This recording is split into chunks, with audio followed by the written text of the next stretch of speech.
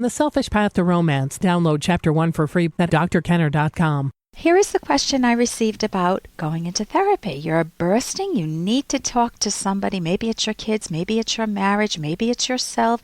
Maybe it's problems with in-laws.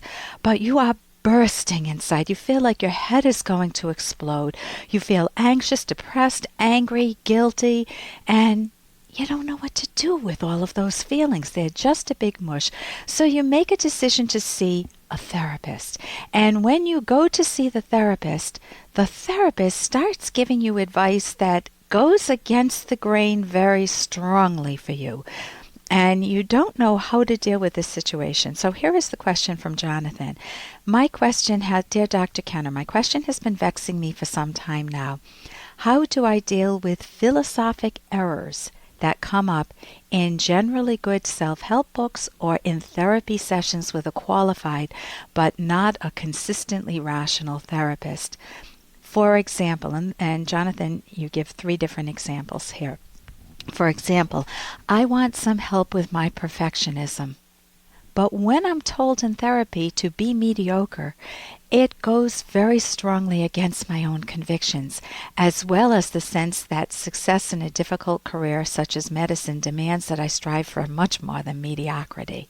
And I agree with you. If I went to my dentist, I wouldn't say, you're performing this root canal. I hope you do a mediocre job.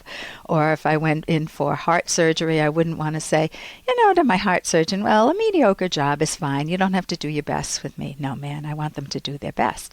So there's something off with the word perfectionism, and how do you deal with a therapist who tells you to be mediocre? I will come back to that.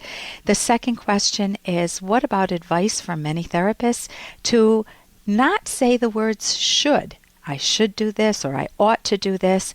This seems contrary to my commitment to morality. Morality tells you what you should do to be a good person, right? He said, I should be a good person. And number 3. Therapists are forever saying, don't be judgmental with yourself and with others. But we are always judging people, and obviously there are appropriate and inappropriate ways to judge people. But many times authors and therapists, including cognitive therapists, seem to want the reader or patient to make no judgments of other people. And Jonathan continues, I find it very difficult to take advice from someone who makes statements on important issues, which I believe to be quite wrong.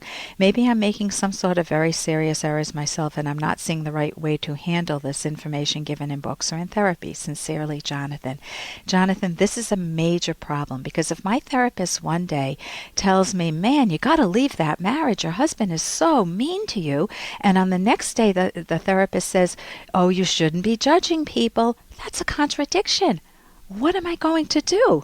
Hey, I got to interrupt this because we've got to pay some bills. 30 seconds, that's it. A very quick ad, and then Ellen will be back. Many romantic partners have complaints like, I live in the shadow of my husband's life, or I feel invisible to my girlfriend. These are common complaints, but you never want to betray yourself in a romantic partnership. When both partners value themselves and are lovingly honest with one another, romance flourishes. Discover the secrets to lasting love in this liberating book, The Selfish Path to Romance, by Drs. Edwin Locke and Ellen Kenner. That's The Selfish Path to Romance on Amazon or selfishromance.com. And on the next day, the therapist says, oh, you shouldn't be judging people. That's a contradiction. What am I going to do? I don't have any guiding principle. Do I just, one day I'm supposed to judge my husband as an abusive husband, and the next day I'm supposed to not judge my boss or my kids. There's some equivocation, some messiness going on there.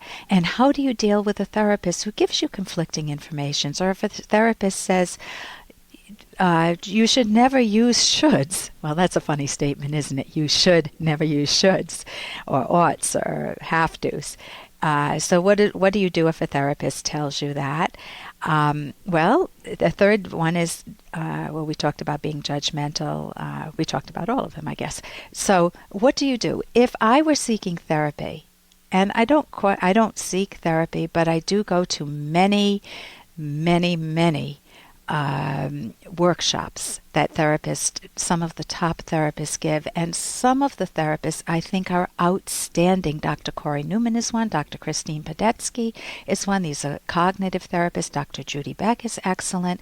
Now, sometimes some therapists will say something that's conflicting with my knowledge, conflicting with facts, or contradiction. My guess is sometimes I might say it too. How do you deal with a situation like that when somebody says something that's conflicting? Well, number one, you can gently point it out to the therapist. You're saying mediocre. I'm assuming you don't want me to lower my longer range goals. Are you just meaning to lower my temporary goals? So you can work with your therapist to gain some clarity, and maybe they misspoke or maybe they overstated something and they may agree with you, and that would be fine. Maybe the therapist really does want you to be mediocre. Maybe they're an envious therapist. Not every therapist is a good therapist. It's just like every doctor. Not every doctor is a good doctor. You do need to judge. You do need to judge your doctors. You do need to judge your babysitters. You do need to judge the person that you are going to marry. So you want to be able to decide, is this therapist making fundamental errors that I cannot live with? In which case, part ways. Find a better therapist. Therapy is so expensive, you don't want to be investing it in advice that conflicts with your firsthand knowledge. What about these? So that's another thing that you can do. What I tend to do is I tend to take all of the good advice and I just don't make it an issue with the negative advice. I just sidestep the advice that I don't agree with. So I can milk the good from a situation, a workshop, in your case therapy, or a self-help book. I milk the good from the self-help book. And I understand that they've made some errors. They're not perfectly consistent. And that I'm not their therapist, though, and they're not looking for advice. It would be unsolicited. So I enjoy the knowledge I do gain from them. So if the preponderance of your current if the preponderance of a book or your current therapy is good, if it's weighing on the side of the good, you can stay with that person and just be selective. Redirect their attention back to where you do get the most information from them. If it's fundamental and you're not enjoying the experience, obviously change therapists. For more Dr. Kenner podcast, go to drkenner.com and please listen to this ad. Here's an excerpt from The Selfish Path to Romance by psychologist Drs. Kenner and Locke. Some partners will from time to time meet someone attractive or intriguing outside the marriage or partnership.